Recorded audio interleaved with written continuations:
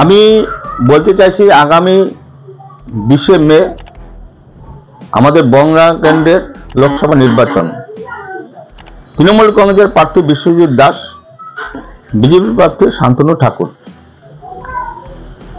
আমরা দুই প্রার্থীর যদি ব্যাখ্যা করি হিসাবে দেখা যাচ্ছে বিশ্বজিৎ দাসকে আমরা এই মুহূর্তে তিনবার আমাদের হিংড়া অঞ্চলে পেয়ে গেছি এবং বিশ্বজিৎ যা কথা বলেন, যা কাজ করার কথা বলেন সেই কাজগুলো করেন। আমরা শান্তনু ঠাকুর তুলনায় শান্তনু ঠাকুর যেটা বলেন তার স্বীকার করেন না। শান্তনু ঠাকুর 5 বছরে 25 কোটি টাকা পেয়েছেন, তার মধ্যে শুধু আমার হিংড়া অঞ্চল নয়, কোনো বনগাঁ লোকসভা কেন্দ্রে কোথাও টাকা ব্যয় করছে কিনা আমাদের কাছে কোনো ই নেই। এবং বনগাঁর লোক বা বিভিন্ন জায়গার লোকও বলেন শান্তনু ঠাকুর 5 পয়সা ব্যয় করেননি। তফাৎ এইটুকুই, বিশ্বজিৎ তৃণমূলের প্রার্থী বিশ্বজিৎ দাস যেমন বিধায়ক ছিলেন তখন বিভিন্ন জায়গায় বিভিন্নভাবে কাজ করে গেছেন এবং মমতা ব্যানার্জির অনুপ্রেরণায় উনি যা কথা বলে যাচ্ছেন সেগুলো কাজ করবেন এবং আশা করছি আমরা ভোটের পরেও সেইভাবে পাবো।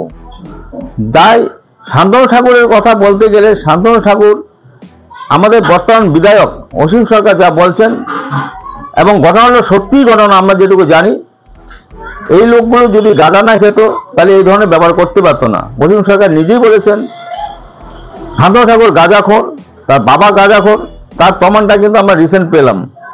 গাঁজা খেয়ে ঘরে তালা ভাঙলেন, গন্ডগোল করলেন। দ্বিতীয়বার 3 দিন আগে আবার যখন মতুয়াদের কারের ব্যাপারে বহু মতুয়াপন্থীরা গেলেন তখন গিয়ে বলছেন এই শান্তনু ঠাকুর ওই মহিলাদের উপরে আক্রমণ করলেন এবং মহিলাকে বেশ কটা নিজের হাতে মারধর দিলেন।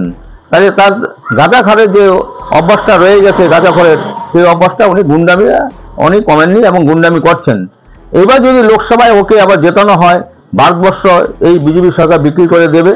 এখন অনেক সংস্থায় বিক্রি করে দিয়েছে, শেষ পর্যন্ত দেশ থেকে বিক্রি করার জন্য পন্থা নিচ্ছে।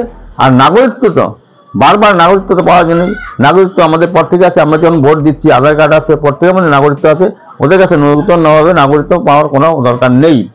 উনি মানুষকে ভাওতা দিয়ে নাগরিকত্ব দেওয়ার অনুরোধে লোকের কাছে টাকা নিচ্ছে, লোকের কাছ থেকে টাকা নিয়ে সেই টাকা আত্মসাৎ করছে এবং বহু ক্ষেত্রেই আমাদের কাছে যা খবর আছে বিভিন্ন ক্ষেত্রে বিভিন্ন সংস্থার মাধ্যম দিয়ে উনি বহু টাকা আত্মসাৎ করেছেন এবং চাকরির প্রলোভন দিয়েও বহু লোকের কাছে টাকা আত্মসাৎ করেছেন।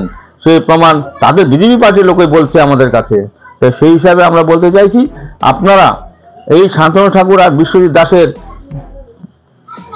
পরিসংখ্যানটা দিয়ে দিলাম। আশা করব আপনারা আগামী লোকসভা নির্বাচনে 20 তারিখে সমস্ত জনগণকে অনুরোধ করব বনগাঁ লোকসভা কেন্দ্রের পর থেকেই জোড়াফল চিহ্নে ভোট দিয়ে জনগণকে এবং মমতা ব্যানার্জির হাতকে শক্ত রেখে ভারতবর্ষকে বাঁচানোর স্বার্থে সাম্প্রদায়িক গণ্ডগোলকে বাঁচাতে গিয়ে আমরা জোড়াফলে ভোট দেবেন আশা রাখছি। নাম শ্রীকান্ত রায়।